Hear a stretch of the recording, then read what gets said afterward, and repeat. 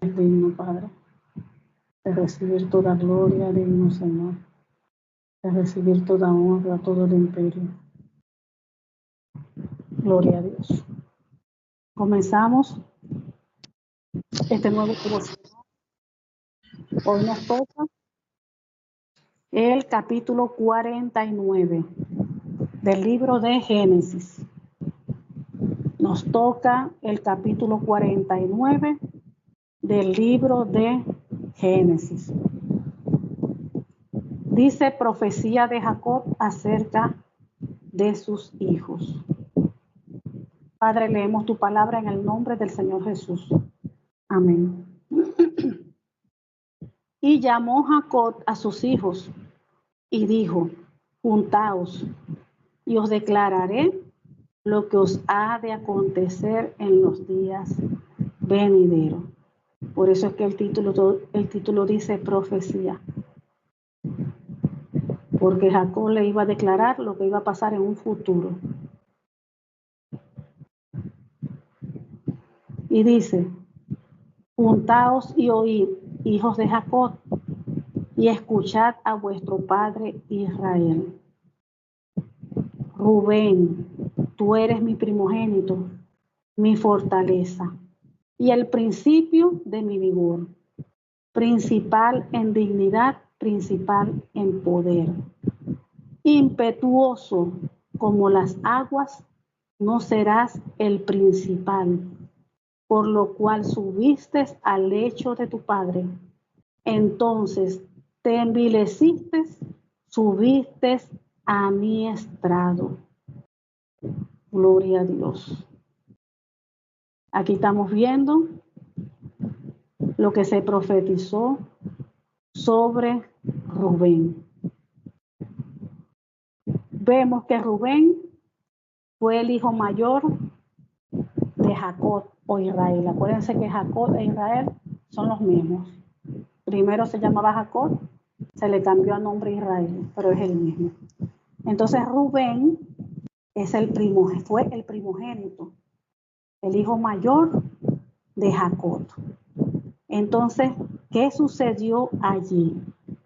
Fíjense cómo dice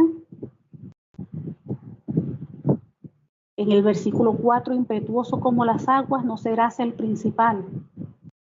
Él era el primogénito porque era el mayor. Por cuanto subiste al lecho de tu padre. Cuando se habla del lecho, está hablando de su cama. La palabra lecho quiere decir cama. Entonces se dice que Rubén subió a la cama de su padre. Entonces te envileciste subiendo a mi estrado. Entonces vemos allí, nos vemos, ¿verdad? Que Rubén estuvo con la concubina de su padre, de Jacob. Por eso ahí dice que subió al lecho y que ya no va a ser el primero, o sea, el primogénito. Recuerden que los primogénitos, en los tiempos bíblicos, por ser el primogénito, ellos les daban la herencia, era doble. Era doble, y por ser el primogénito, ellos tenían que quedarse cuidando su casa, su familia. Si el padre faltaba, pues se quedaba cuidando a la madre, a los hermanos, a toda su casa, tenía que administrar todo. Como si fuera allí el padre la cabeza, porque era el primogénito, eso le tocaba al primogénito. Entonces vemos aquí, eso lo podemos verificar en Génesis capítulo 35, versículo 22.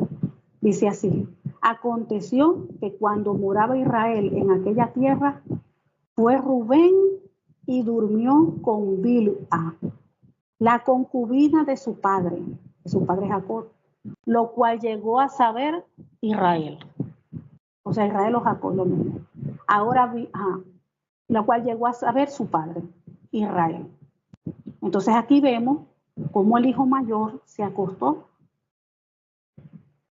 con su concubina. O sea, Rubén se acostó con la concubina de su padre Israel. ¿Quién fue? Entonces, ¿quién fue Bilha? Con la mujer que él se acostó, que era la concubina de su padre. Recuerden que cuando Jacob terminó la semana nupcial con su primera esposa Lea, Labán, que era el papá de Lea y Raquel, recuerden que Labán le entregó a Raquel por esposa. Cuando terminó la semana nupcial, ¿verdad? Que él fue engañado, él pensó que se estaba casando era con Raquel y no, le habían entregado a Lea. Cuando ya no hubo más remedio porque él se casó con Lea, después cuando se dio cuenta que lo habían engañado, entonces Labán le dijo que tenía que esperar que terminara esa semana nupcial. A lo que terminara la semana nupcial, Labán le entregó a Raquel por esposa y le dio a Raquel a Bilha por criada para que la atendiera. Eso lo podemos verificar en Génesis capítulo 29 del 27 al 29. Entonces ella es Bilha, que fue criada de Raquel. Luego vemos que Bilha pasó a ser concubina de Jacob. Concubina de Jacob. Entonces ahí vemos que cuando cuando Jacob comenzó a profetizar, por eso dijo todas estas cosas y dijo que él era impetuoso como las aguas. Bueno, el Señor profetizando a través de Jacob. El Señor impetuoso como las aguas, no serás el principal. Fíjense cómo se le fue quitada su primogenitura, porque lo que hizo fue una aberración. Se acostó con la mujer de su padre. Eso es una aberración. Y por ese hecho que hizo, le fue quitada su primogenitura. Por cuanto subió al lecho de su padre. Fíjense, impetuoso como las aguas. O sea que Rubén no tenía control, no tenía autocontrol.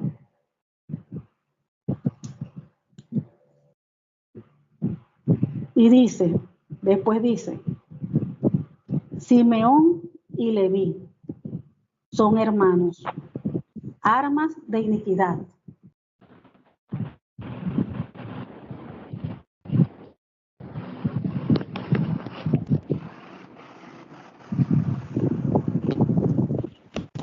El versículo 5, quedamos en el 5. Quedamos en el versículo 5, dice, Simeón y Leví son hermanos, armas de iniquidad sus armas. En su consejo no entre mi alma, ni mi espíritu se junte en su compañía. Porque en su furor mataron hombres, y en su temeridad desjarretaron toros. Maldito su furor, que fue fiero, y su ira, que fue dura.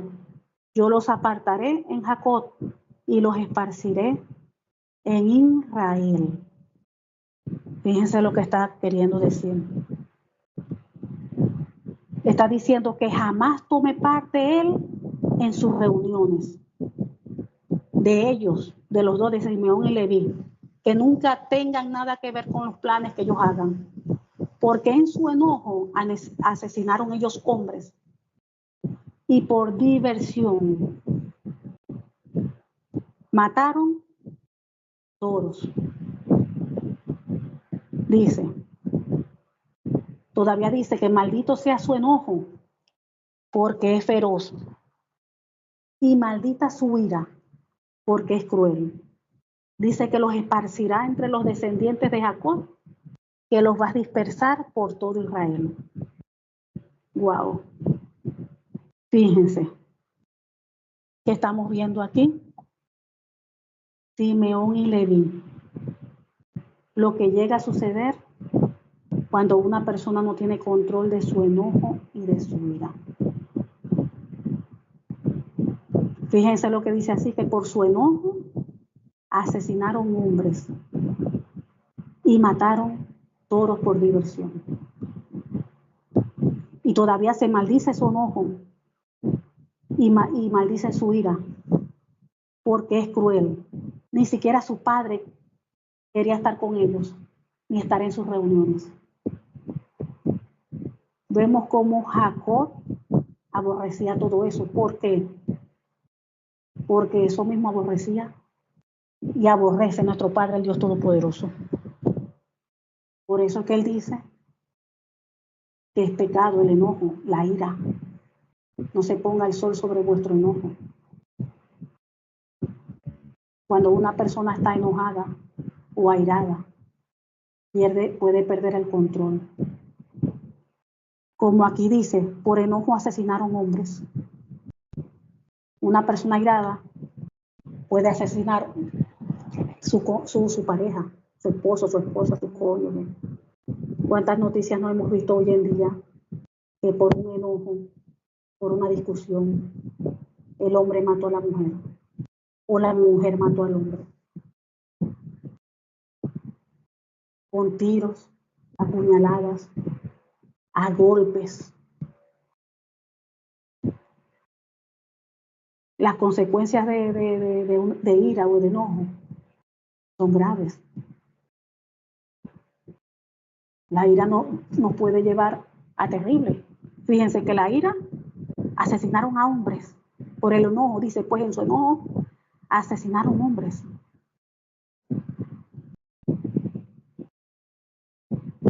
Y mataron animales, nada más porque estaban airados, enojados. O sea, sus dos hijos no tenían control, no tenían autocontrol, se dejaban llevar por el enojo y la ira. Que ni siquiera el padre dice aquí que quería estar con ellos. Ni siquiera el padre quería compartir con ellos.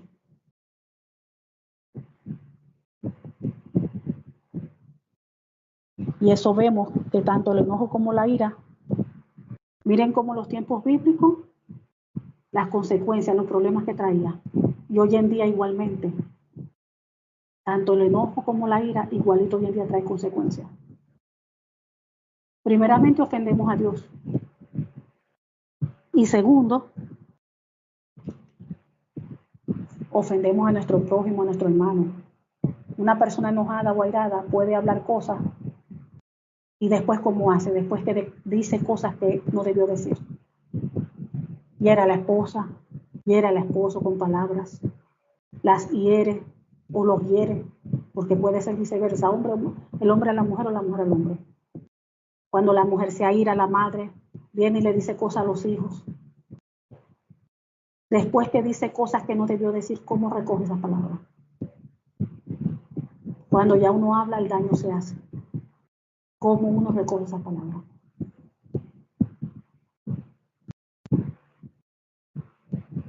Como dice la palabra de Dios, que el sol no se ponga sobre vuestro enojo.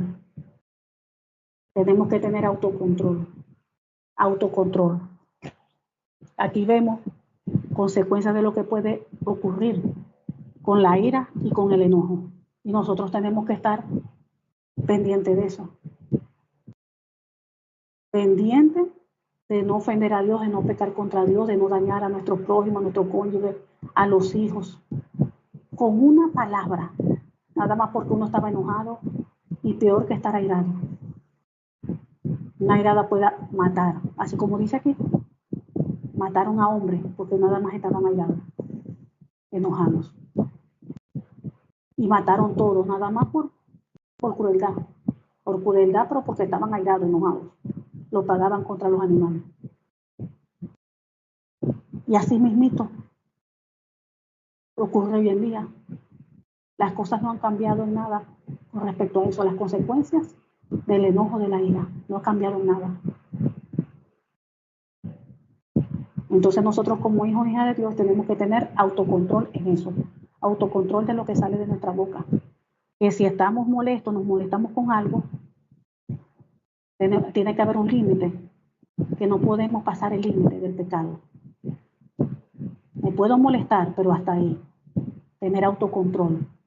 Porque en medio de estar molesto, puedo yo herir decir cosas que no debo decir, porque la Biblia dice bendecid y no maldigáis.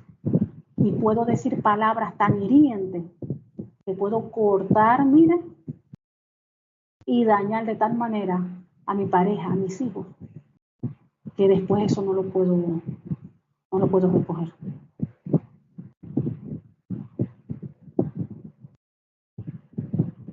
Por el daño de palabras se han destruido un matrimonio.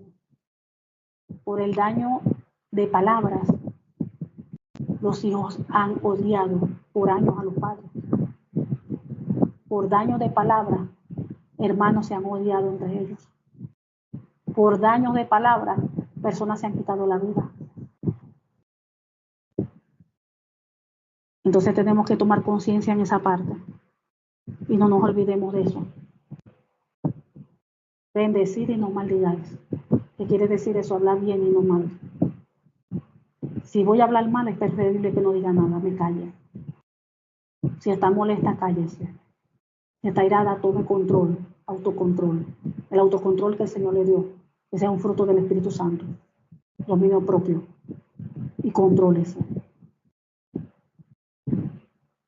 Dice de Judá: Judá, tus hermanos te alabarán. Versículo 8. Dice Judá: te alabarán tus hermanos, tu mano en la cerviz de tus enemigos. Los hijos de tu padre se inclinarán a ti. Cachorro de león, Judá, de la presa subiste, hijo mío. Se encorvó, se echó como león, así como león viejo, ¿quién los despertará? No será quitado el cetro de Judá, ni el legislador de entre sus pies, hasta que venga Silo, y a él se congregarán los pueblos, atando a la vid su pollino, y la cepa el hijo de su asna. Lavó en el vino su vestido, y en la sangre de uvas su manto. Sus ojos rojos de vino, y sus dientes blancos de leche.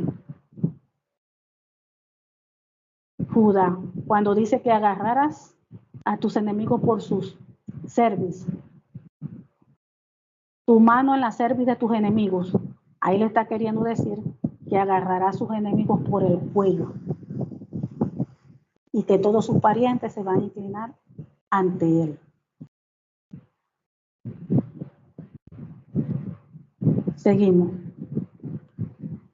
Zabulón, en puertos del mar, en puertos de mar habitará, será para puertos de naves, y su límite hasta Sidón. Isaacar, asno fuerte, que se recuesta entre los apriscos. Y vio el descanso, y vio que el descanso era bueno, y que la tierra era deleitosa, y bajó su hombro para llevar, y sirvió en tributo. Dan juzgará a su pueblo como una de las tribus de Israel. Será Dan serpiente junto al camino, víbora junto a la senda, que muerde los talones del caballo y que hace caer hacia atrás al jinete. Tu salvación esperé, oh Jehová. Gad, ejército, lo acometerá, mas él acometerá al final. Ahí está diciendo que cuando lo atacaran las bandas saqueadoras, pero él los atacará cuando ellas se vayan en retirada. Aser, el pan de Aser será sustancioso, y él dará deleites al rey. Nectalí, sierva suelta, o sierva libre, como quien dice, que pronunciará dichos hermosos. Rama, fructífera, es José. Rama fructífera, junto a una fuente cuyos vástagos se extienden sobre el muro. Le causaron amargura, le asaetaron y le aborrecieron los arqueros, mas su arco se mantuvo poderoso y los brazos de sus manos se fortalecieron. Por las manos del fuerte de Jacob, por el nombre del pastor, la roca de Israel. Por el Dios de tu padre, el cual te ayudará. por el Dios omnipotente, el cual te bendecirá, con bendiciones de los cielos de arriba, con bendiciones del abismo que está abajo, con bendiciones de los pechos y del vientre. Las bendiciones de tu Padre fueron mayores que las bendiciones de mis progenitores, hasta el término de los collados eternos. Serán sobre la cabeza de José y sobre la frente del que fue apartado de entre sus hermanos. Benjamín, el lobo arrebatador, a la mañana comerá la presa y a la tarde repartirá despojos. Allí, como estuviera diciendo, Benjamín es un lobo rapaz que devora a sus enemigos por la mañana y reparte su botín por la tarde. Y dice, serán sobre la cabeza y sobre la frente del que fue apartado de entre sus hermanos. Benjamín, el lobo arrebatador, a la mañana comerá la presa y a la tarde repartirá sus despojos. 28. Todos estos fueron las 12 tribus de Israel. Y esto fue lo que su padre les dijo. Al bendecirlos, a cada uno por su bendición los bendijo. Aquí estamos viendo lo que es la importancia de la bendición de un padre. Aquí vemos que cuando ya el padre ya iba a partir, llamaba a los hijos para bendecirlos. Lo que es la importancia de la bendición del padre. Y hoy en día vemos como muchos padres, en vez de bendición, declaran puras maldiciones sobre sus hijos. Y así como nosotros vemos, ¿verdad? La bendición del Padre es tan poderosa, tiene eso tan autoridad, porque es el Padre directo, en la cabeza del hogar, el sacerdote. Que aquí vemos que cuando se declaraba palabra sobre los hijos, fíjense cómo todo se cumplía. Lo que los padres decretaban sobre los hijos, todo se cumplía. Lo hemos visto, lo hemos estado viendo. Se cumplía. Ellos son la cabeza del sacerdote. Y lo que ellos declaran con su boca sobre los hijos, eso tiene tanta autoridad, tanto poder, que aquí vemos cómo se cumplía. Cada palabra que cumplieron no cayó a tierra, se cumple. Entonces, así como se cumple en bendición, también puede cumplirse en maldición. Depende de lo que ellos digan, de lo que declaren.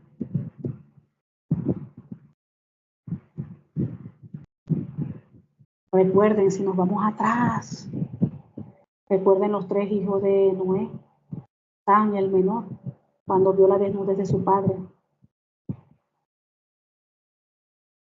Vino Noé, declaró palabra de maldición. No sobre Can directamente, sino sobre el hijo de Can, o sea, el nieto.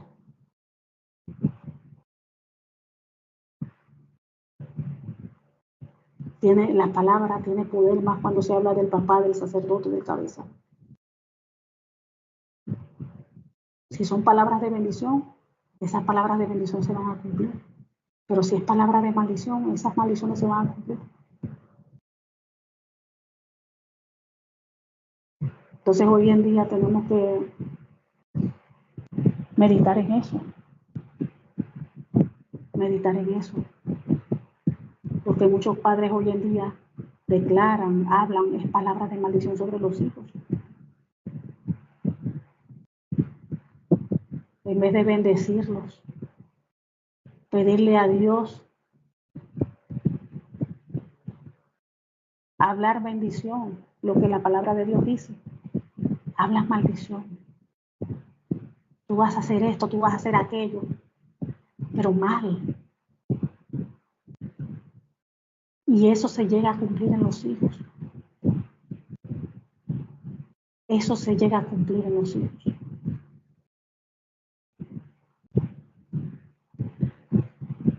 al menos que ya después el hijo crezca y él mismo, con la ayuda de Dios, corte todo eso. Todas esas maldiciones que recibió por padre, las corte y sea libre de eso. Pero esas palabras que el padre decreta, declara sobre el hijo, eso lo persigue, lo persigue, lo persigue. Hasta que llega un día que eso, la persona, la hija o el hijo, con la ayuda del Señor, corta eso. Sigue diciendo.